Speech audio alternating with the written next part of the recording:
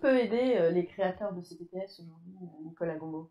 Alors, en tant que premier assureur des professionnels de santé, nous assurons au niveau de la MACSF un peu plus d'1 million de professionnels de santé. Aujourd'hui, nous apportons, à notre sens, cette expertise et nous essayons de structurer cette approche en permettant au projet, parce que c'est dès le projet, à mon sens, qu'il faut intervenir, une approche sur la structuration du projet, sur son développement, après sur la création, et puis après sur le fonctionnement. Et donc cette approche sur un plan juridique, sur un plan assurantiel, oui, nous l'assurons et nous proposons nos conseils. Alors en termes de conseils justement, Laetitia Carlier, qu'est-ce qu'on pourrait donner les 3 principaux conseils à un créateur de CPTS aujourd'hui ou à un ensemble de professionnels qui voudraient se lancer dans cette aventure? Du courage, du courage, du courage. Très bien. Non, je pense qu'il faut... Alors, je reviens toujours, souvent là-dessus. Ce qui est très important, c'est vraiment la communication interprofessionnelle.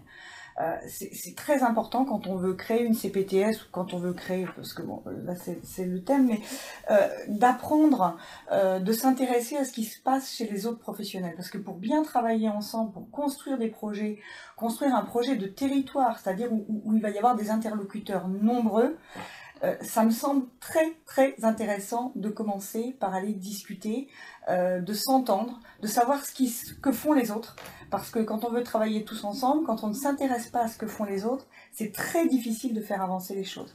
Donc je crois qu'il faut être très ouvert, et je vous le redirai une dernière fois, très courageux. Vous parlez de courage, mais est-ce que c'est peut-être plus du charisme, puisque l'adhésion à la CPTS étant quelque chose de volontaire, il va falloir convaincre l'ensemble des professionnels de santé d'y adhérer. Alors, je n'ai aucun doute sur mon charisme. Je pense qu'il faut savoir aller au-devant des gens. Ouais. Ça, c'est très important parce que si vous vous intéressez pas à vos confrères, vos collègues, donc effectivement, il faut avoir un esprit d'ouverture parce qu'on peut très vite en avoir un petit peu marre du comportement de certains, vous proposez quelque chose, vous dites ah oui mais non c'est encore pour un tel, ou il y a quand même encore une culture, si vous voulez, en descendre, je dirais voilà, entre les médecins généralistes, les pharmaciens, les infirmières, il y a une espèce de petite culture qui traîne comme ça, de petits désaccords, de petites choses. Il faut vraiment apprendre à passer par-dessus tout ça et ne pas penser à soi, être toujours vraiment en train de penser aux autres pour dire bon alors je n'ai pas entendu cette remarque, je la garde pour moi et je ne vais pas le redire et on va faire du lien, mais c'est très important. Et alors très concrètement, Éric Henry, comment collabore-t-on, comment les membres collaborent-ils ensemble au sein d'une CPTS Alors là je vais vous donner un exemple de Chaumont puisque on connaît tous les deux ce charmant pilote qui s'appelle Romain Poulain. L'ARS Grand Est avait un gros souci dans différents territoires de Grand Est, parce qu'elle voyait bien que ça se désagrégeait tout doucement et que les acteurs n'étaient pas proactifs pour faire quelque chose. Donc ils sont venus me voir, ils m'ont demandé est-ce que vous pourriez nous aider à faire ça. Je dis pas de souci, c'est quel endroit? Bon, quel endroit? Je leur ai dit est-ce que vous connaissez des gens sympathiques, proactifs, c'est ça qui est très important à trouver, qui ont envie de faire quelque chose. Et est-ce que vous pourriez les désigner sur un bout de papier? Il nous en faudrait une dizaine, voire une quinzaine. Et si vous les avez, on va se réunir tous ensemble et on va voir ce qu'ils veulent. Donc on a fait ça, deuxième réunion. Donc la première avec l'ARS, la Sécu, quelques acteurs locaux tout petits, 2, 3. Ensuite on est passé à 15 et on a mis tous ces gens dans une salle. On a d'abord écouté pourquoi ils étaient venus, pourquoi vous êtes assis là. On a eu des urgentistes qui ont dit c'est plus possible. On a eu des pharmaciens qui disaient c'est plus possible. On a eu des infirmières qui pleuraient. On a eu une médecin des Vosges qui a dit mon collègue s'en va la semaine prochaine, je suis toute seule, etc.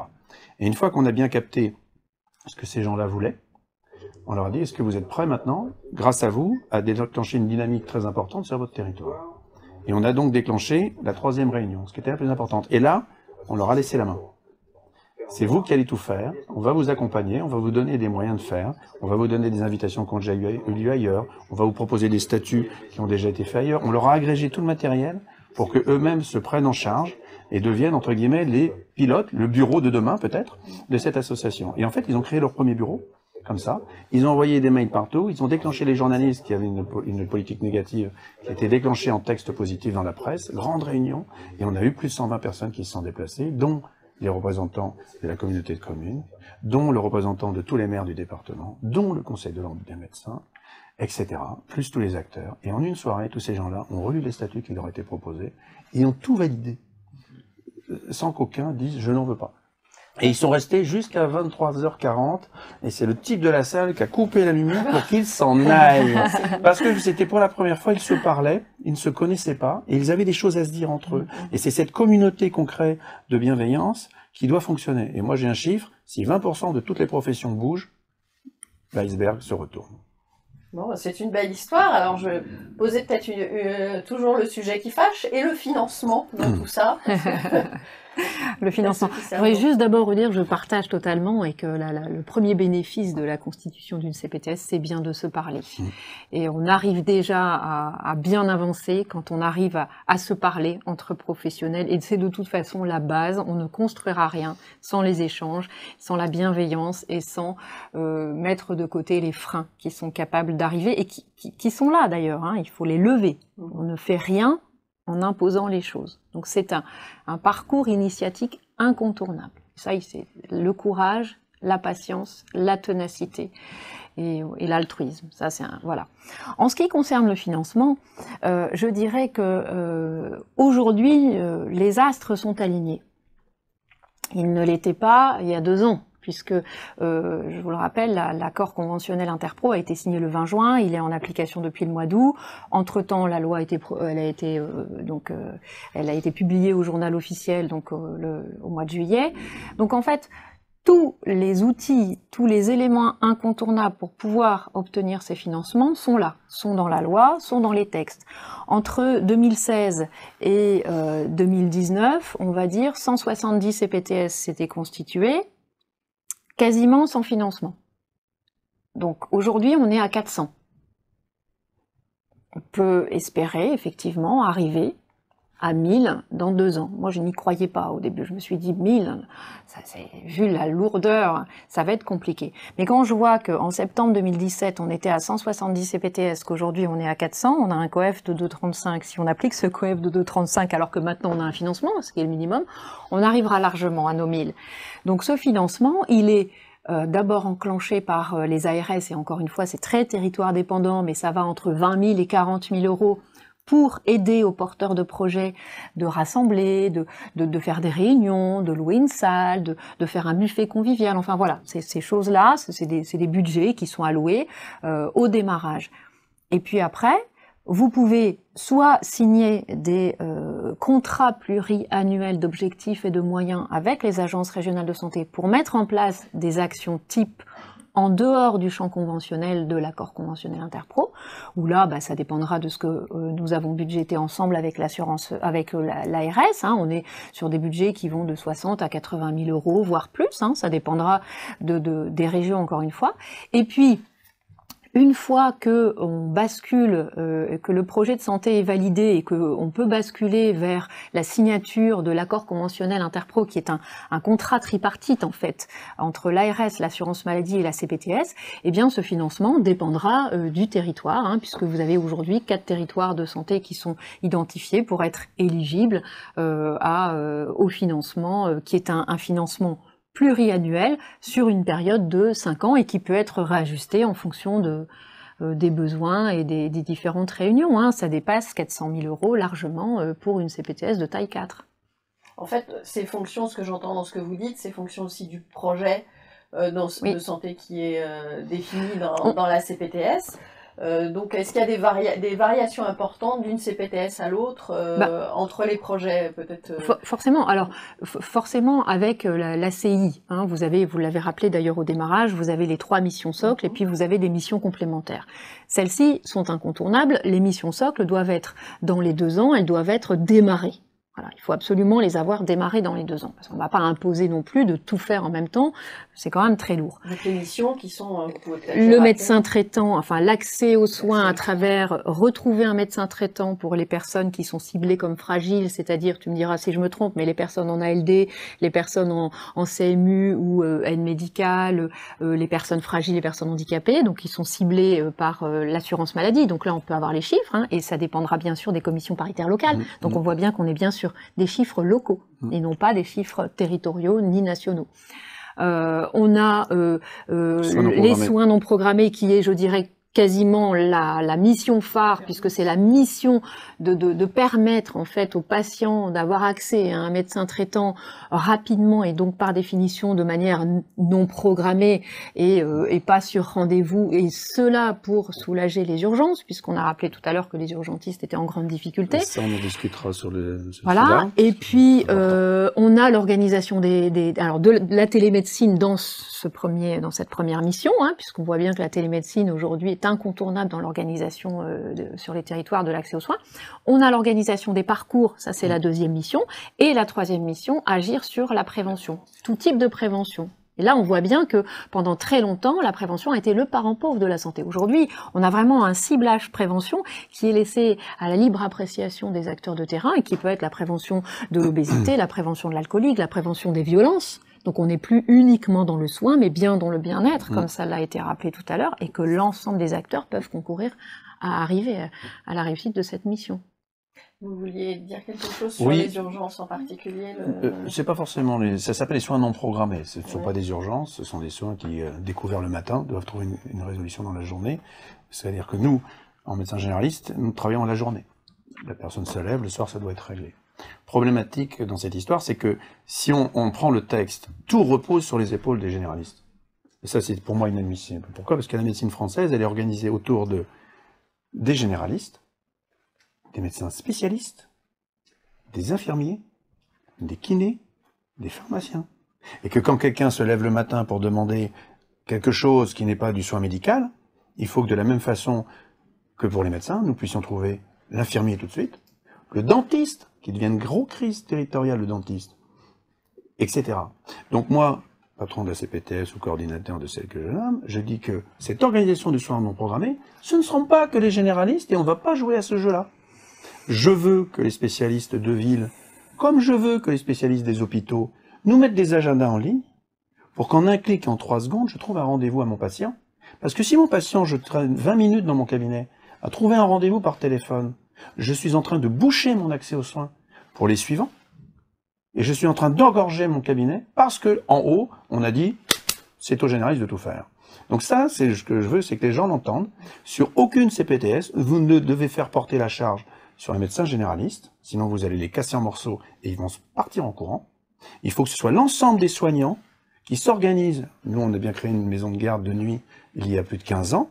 Je vois pas pourquoi il n'y aurait pas une astreinte de jour pour les dentistes. Je vois pas pourquoi il n'y aurait pas une astreinte de jour pour les infirmiers. Pour que la plateforme, parce que nous on l'a créée, elle s'appelle la plateforme santé du Pays Doré. J'ai un souci, j'appelle la plateforme. La dame qui récupère la demande, elle sache tout de suite à qui elle doit s'adresser pour envoyer le patient dans la bonne case, sans appeler 10 fois 10 personnes qui vont lui répondre non, non, non, non, non.